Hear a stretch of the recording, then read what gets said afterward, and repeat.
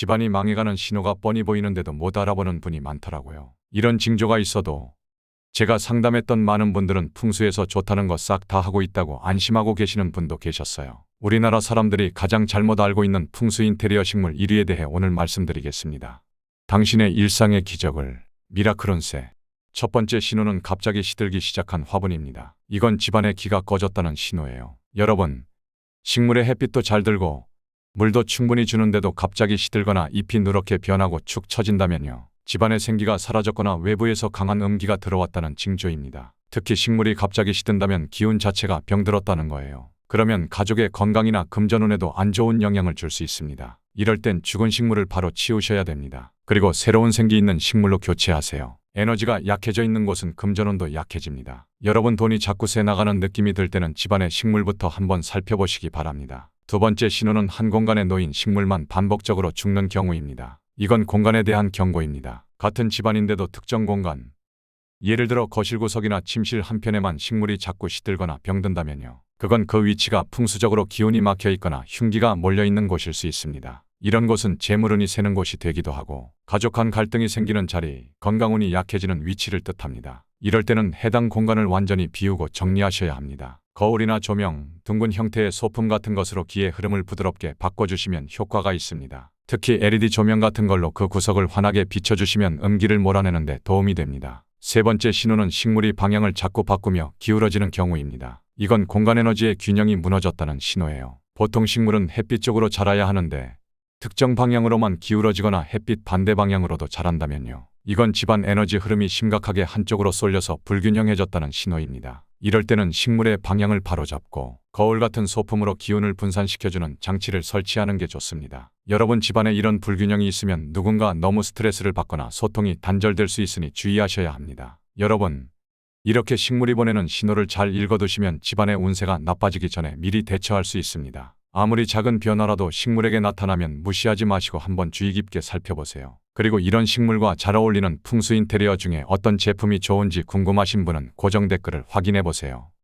그렇다면 다음으로 절대 집안에 들여놓아서는 안 되는 식물에 대해서도 말씀드리겠습니다. 식물이 보내는 신호 못지않게 이런 식물을 집안에 두지 않는 것도 중요합니다. 첫 번째, 넝쿨 식물은 집안 풍수에 굉장히 안 좋은 영향을 줍니다. 여러분, 넝쿨 식물이 뭔지 아시죠? 줄기가 아래로 늘어지면서 자라는 식물입니다. 아이비, 담쟁이 덩굴, 필로덴드론, 포토스 같은 것들이 다 넝쿨 식물에 해당돼요. 이 넝쿨 식물을 왜 집에 두면 안 되냐면요. 풍수적으로 기운을 꼬이게 하고 재물의 흐름을 차단하는 상징적인 식물이기 때문입니다. 양기를 약화시키고 음기를 증폭시키는 성질이 있어서 집안의 균형을 완전히 깨뜨려 버립니다. 특히 재물운과 자손운을 함께 해치는 것으로 봅니다. 제가 상담을 하다 보면 집안에 돈이 자꾸 새고 자녀가 방황하는 집들이 많은데요. 혹시 거실이나 베란다에 넝쿨 식물을 키우고 있지 않은지 확인해 보세요. 줄기가 바닥에 닿거나 아래로 늘어지면 기운이 땅속으로 흘러버려서 건강과 재물운이 빠르게 소모됩니다. 어쩔 수 없이 실내에 두실 거면 줄기를 위로 자라게 유도하시고 바닥에 직접 놓는 게 좋습니다. 높은 선반이나 책장 위에 올려놓으면 안 돼요. 그리고 벽이나 구조물을 타고 오르는 넝쿨 식물은 기의 흐름을 방해합니다. 특히 주방 벽에 붙은 담쟁이 덩굴은 금전운을 심각하게 망가뜨립니다. 주방은 재물의 흐름을 관장하는 공간이거든요. 그래서 주방에 넝쿨이 있으면 돈이 잘 모이지 않습니다. 외부 마당이나 집 벽면의 경우도 마찬가지입니다. 집에 담벼락이나 담장에 붙은 넝쿨도 재물운과 건강운을 갉아먹는 요인입니다. 특히 새로 이사한 집에서 일이 잘 풀리지 않거나 가족 건강이 안 좋아지면 집 주변의 덩굴을 꼭 확인해 보셔야 합니다. 절대 집안에 들여놓아서는 안 되는 식물 두 번째는 사람보다 키가 큰 식물입니다. 풍수에서는 집안의 기는 사람 중심으로 설계되어야 합니다. 여러분이 그 집의 주인이잖아요. 근데 식물이 사람보다 크면 그 식물이 사람의 기운을 흡수하거나 눌러버리게 됩니다. 그러면 건강운, 재물운이 약해지는 결과로 이어질 수 있어요. 실내 공간에 큰 식물을 두면 그 공간의 주인인 사람이 주체가 되지 못하고 기가 소진됩니다. 특히 침실에 큰 식물은 휴식의 기운을 방해해서 불면증이 생기거나 스트레스가 증가할 수 있어요. 여러분 침실에는 식물을 안 두시는 게 좋습니다. 그리고 베란다에 큰 나무나 식물을 두면 가장의 기운이 약해져 가정의 경제력이 줄어들 수 있습니다. 특히 남서쪽이나 북서쪽 베란다는 가장의 방위이므로 더 주의해야 합니다. 베란다에 화분 놓으실 때 크기가 작은 다육식물이나 꽃 위주로 하시면 좋아요. 마당이나 야외에 있는 큰 나무도 문제가 될 수 있습니다. 지붕을 덮는 큰 나무는 하늘의 양기를 차단해서 집안의 기운이 제대로 유입되지 않습니다. 집 가까이에 위치한 큰 나무는 집안의 기운을 흡수해버리기 때문에 최소 5m 이상 거리를 유지하는 게 좋습니다. 현관 앞에 위치한 큰 나무도 문제입니다. 이건 집으로 들어오는 재물운을 가로막습니다. 집에 숨구멍인 현관은 기의 출입구이므로 그 앞을 막는 큰 나무는 수기를 말리게 되어 재물운이 마를 수 있어요. 실내에 둘 경우에는 사람보다 낮은 위치에 잎이 위치하도록 가지치기를 필수로 해주셔야 합니다. 식물이 천장으로 뻗어나가는 것보다 옆으로 퍼지게 관리하는 게 훨씬 낫습니다. 요즘 인테리어로 큰 식물이 유행이라서 많이들 집에 들이시는데 풍수적으로는 좋지 않습니다. 절대 집안에 들여놓아서는 안 되는 식물. 세 번째는 가시가 있는 식물입니다. 선인장이 예쁘고 관리하기 쉽다고 집에 많이들 키우시죠. 요즘에는 인테리어 식물로도 인기가 많은데요. 하지만 풍수적으로 선인장과 가시가 많은 다육식물은 집안에 들이면 안 되는 식물입니다. 선인장의 가시는 부정적인 기운, 흉기를 방출한다고 여겨집니다. 둥글고 부드러운 식물은 재물과 평화로운 인간관계를 부르는데 선인장은 그 반대 역할을 합니다. 날카로운 가시가 있는 식물은 갈등, 충돌, 분쟁을 의미하는 거예요. 특히 수직으로 길게 자라는 형태는 칼이나 창을 상징해서 공격성을 강화합니다. 제가 상담을 하다 보면 집안이 자꾸 싸움만 있고 화목하지 않다는 분들이 있어요. 가보면 거실이나 식탁에 선인장을 여러 개 놓고 계신 경우가 많습니다. 특히 선인장이 집중항에 있으면 가족 간에 불화가 생기기 쉽습니다. 실내 전체에 큰 선인장이 있으면 집안의 전체적인 에너지 흐름을 방해합니다. 재물운도 나빠지고 인간관계에도 안 좋은 영향을 줍니다. 특히 공격적인 말투, 짜증, 감정 기복을 유발할 수 있어서 가족 간 갈등의 씨앗이 될 수 있어요. 거실이나 식탁 근처는 더 문제가 됩니다. 이곳은 대화와 화합이 중심인 공간인데 여기에 선인장이 있으면 불필요한 논쟁과 긴장감이 증가할 가능성이 있습니다. 침실에 선인장을 두는 것도 좋지 않습니다. 가까운 거리에서 가시 있는 식물과 함께 수면을 취하는 것은 불면증, 불안,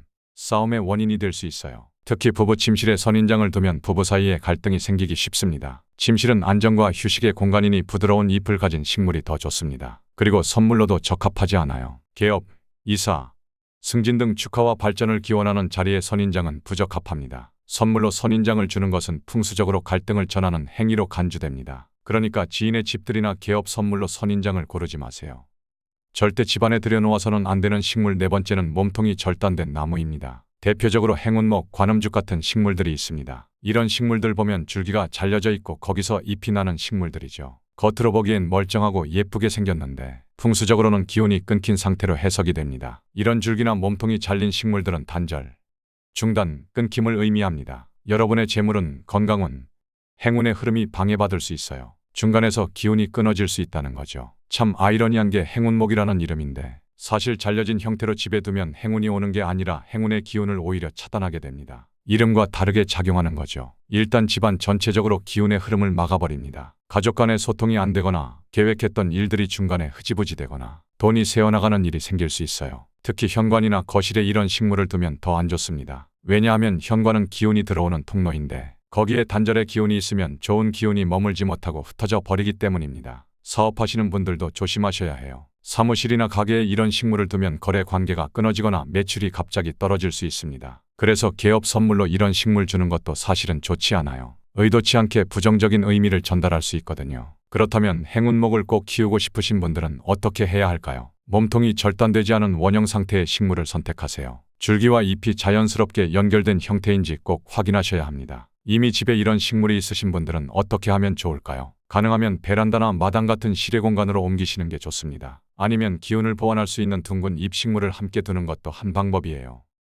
그렇다면 집에서 식물을 두면 안 되는 공간에 대해서 알려드리겠습니다. 첫 번째는 안방입니다. 여러분, 안방에는 식물을 두지 않는 게 좋습니다. 안방은 우리가 잠을 자는 공간이죠. 사람이 잠을 자면서 기운을 회복하는 곳인데 식물이 그 기운을 흡수해버립니다. 그러면 아침에 일어났을 때 몸이 개운하지 않고 피곤함을 느끼게 돼요. 숙면을 방해하고 에너지 회복을 방해합니다. 여러분, 요즘 불면증 있으신 분들 많으시죠? 혹시 침실에 식물 두고 계신다면 그게 원인일 수도 있습니다. 특히 밤에는 식물이 산소가 아닌 이산화탄소를 내뿜기 때문에 더 좋지 않습니다. 원룸에 살고 계신 분들도 계시죠? 공간이 작다 보니 식물을 놓을 곳이 마땅치 않으실 텐데요. 그런 경우에는 침대 바로 옆이 아닌 약간 떨어진 곳에 두세요. 최소한 1에서 2m 정도는 떨어뜨려서 배치하는 게 좋습니다. 두 번째는 화장실입니다. 화장실은 습하고 음기가 많은 공간입니다. 풍수에서는 화장실을 부정적인 기운이 모이는 곳으로 봅니다. 이런 곳에 식물을 두면 식물이 그 나쁜 기운을 다 흡수해버립니다. 많은 분들이 화장실에 공기정화 효과를 위해 식물을 두시는데 사실은 정화 효과보다는 나쁜 기운을 증폭시키는 작용을 할 가능성이 큽니다. 화장실에 있는 식물은 어느새 시들어버리는 경우가 많죠. 그게 다 이유가 있습니다. 여러분 집 화장실에 식물이 있다면 오늘 당장 다른 곳으로 옮기세요.